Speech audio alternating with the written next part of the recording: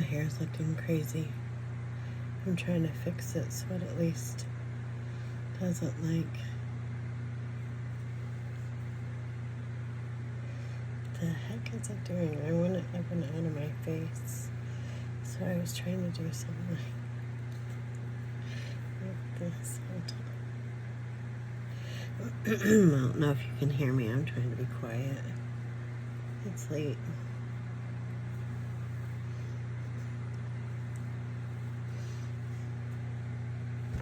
Okay. Yeah, so it is late. And I still want to read though. So,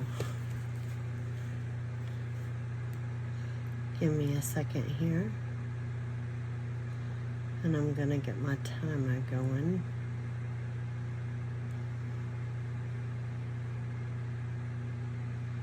No. Sorry. Okay. So we're starting on page 126. Okay.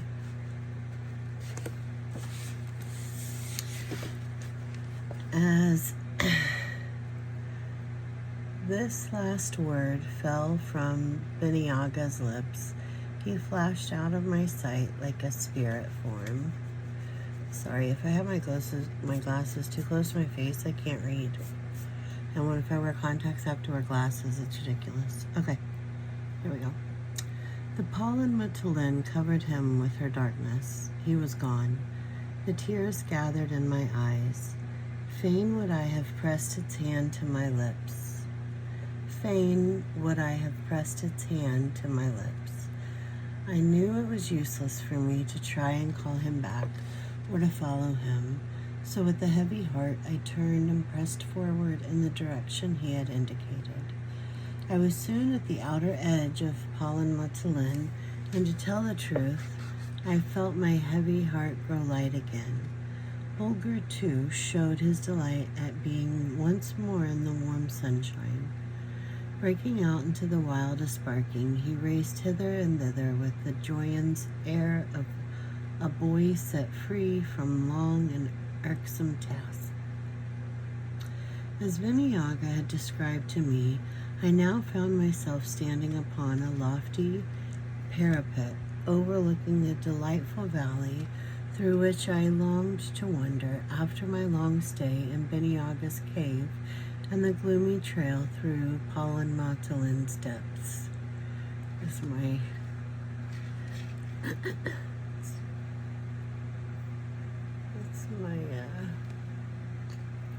my little turtle. Okay, anyway.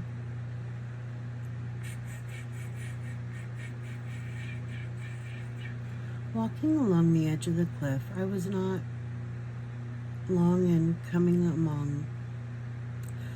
Walking along the edge of the cliff, I was not long in coming upon the stair of the evil spirit, or Boaga Drapa, as it was called. It was jagged, irregular, and tilted here and there, and yet quite even and stair-like when one considered that it was of nature's building. As the blind hermit had warned me, the treacherous slime covered Boaga Drapa's entire length, forever renewed by the impure waters which trickled down its steps. To attempt to descend would have been worse than madness.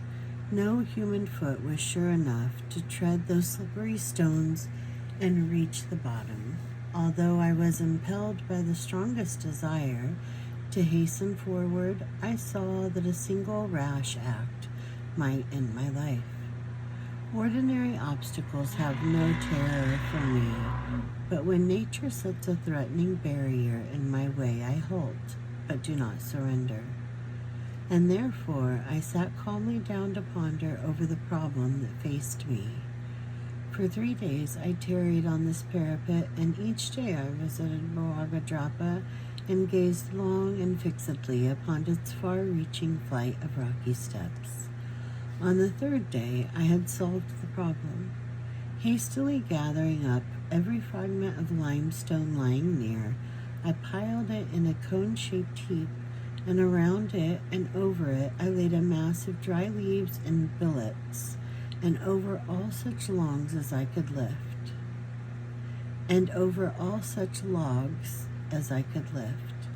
Then, striking the fire with my flint and tinder, I set the pile in flames.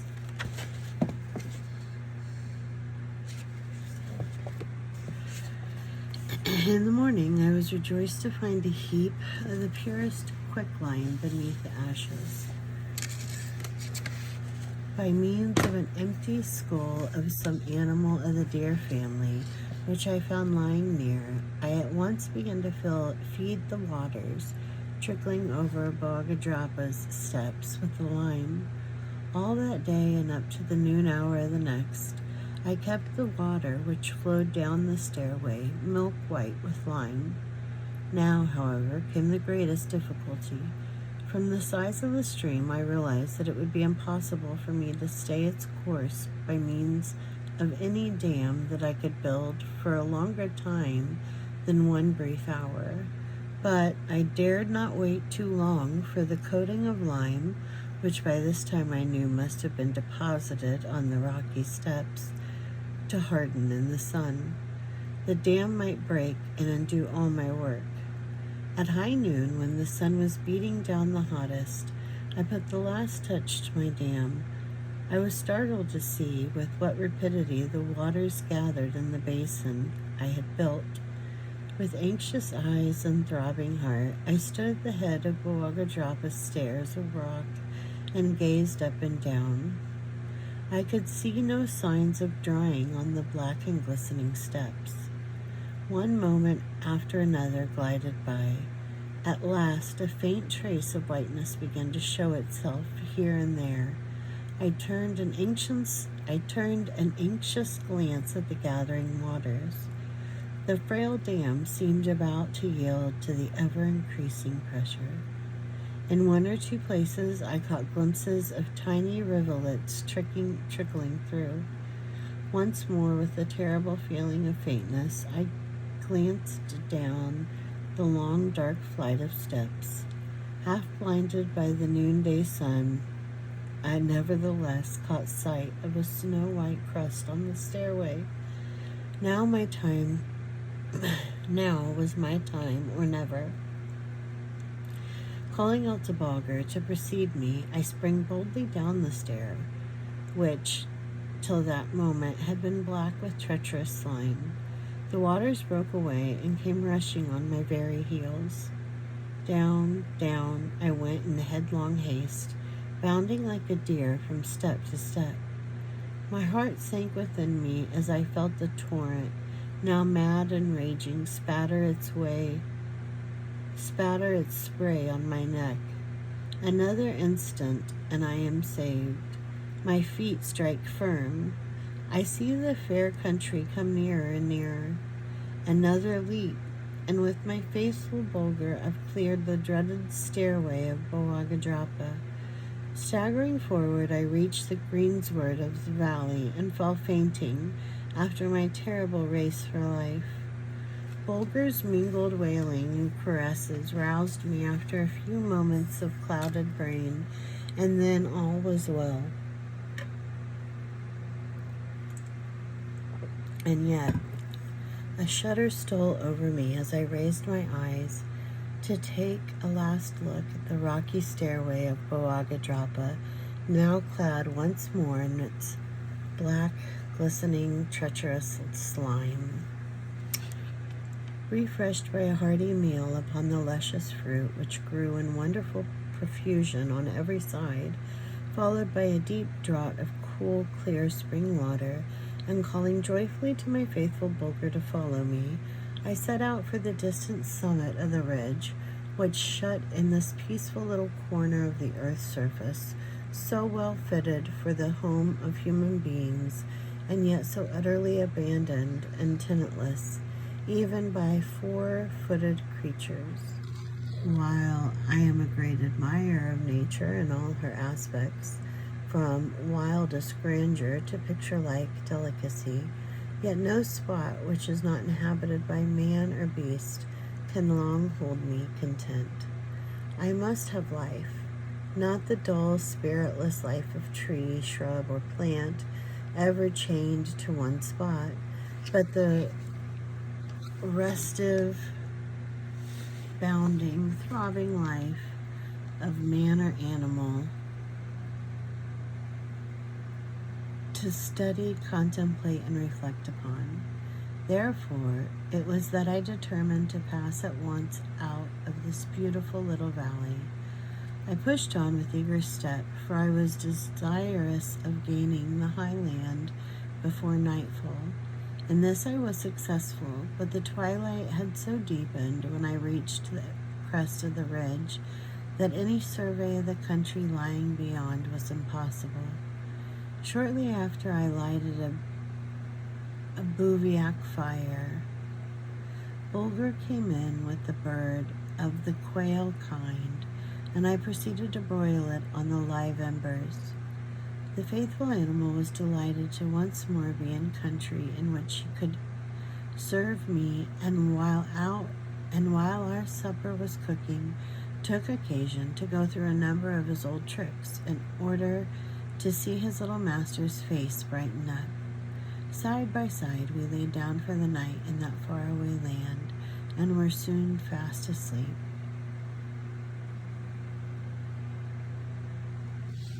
That was our 10 minutes, kids.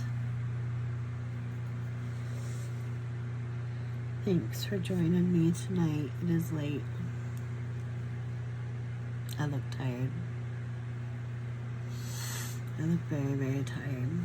My hair, I'm getting my hair done Tuesday. Whoop. Maybe I should shave it off and start wearing it. You would never believe I curled it. Like, curled it. I was thinking of maybe